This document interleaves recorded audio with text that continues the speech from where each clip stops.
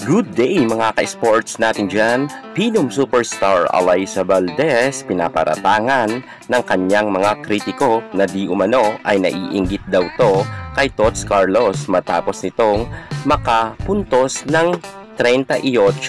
Gaano to katotoo mga ka-sports? Si Alyssa Valdez ay kilala natin na isa sa mga pinakamabait at humble nga na volleyball player. Subalit ang mga kritiko nga ni Alyssa Valdez ay meron ngang inilabas na larawan na kung saan ang ating superstar na si Alyssa ay nakatingin nga kay Tots Carlos bago ito magpa-picture or habang pinipictura na meron ngang 38 points sa isang bond paper. Ano kaya ang katotohanan sa isyong ito? Inggit daw si Alyssa Valdez ayon sa kanyang mga bashers. Aalamin natin ang buong kwento. Baka mamaya sinisiraan lang si Alyssa Valdez. Pero bago ang lahat, subscribe ka muna. I-click ang ating notification bell para lagi kang updated sa lahat ng issue sa volleyball. Susunod na.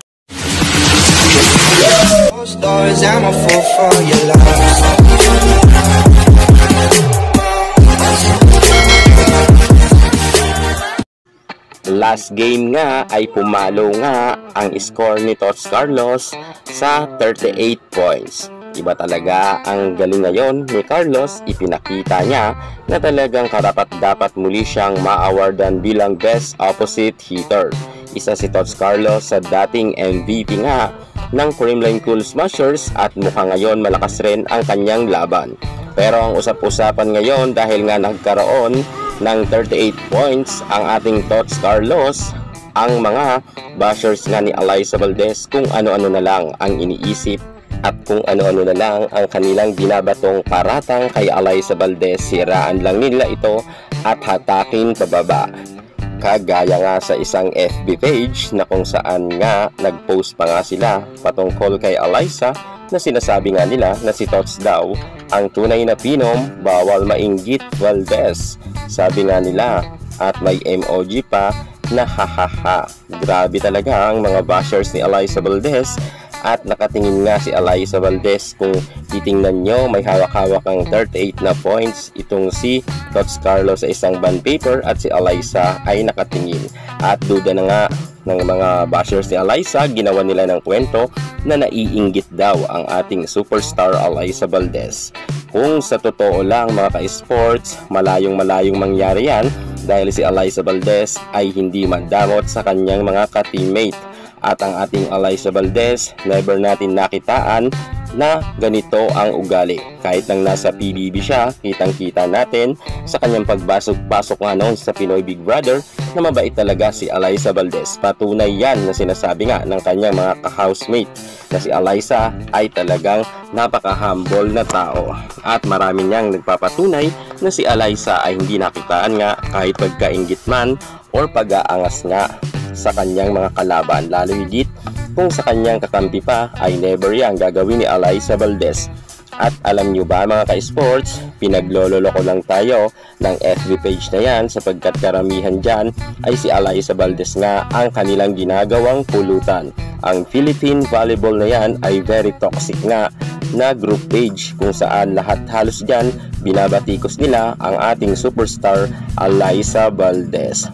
At sa totoo lang, hindi inggiterang tao si Alyssa. Ang mga inggitera ang kanyang mga bashers. At huwag ninyo kaming lokohin mga ka-sports, si Tots Carlos ay sobrang close niya kay Pinom.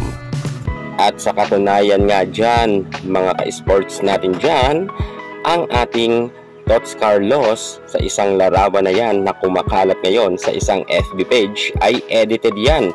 Hindi yan totoo mga ka-sports. Ito ang tunay dyan na larawan ni Alyssa Valdez kung saan ang nakaraan conference pa yan.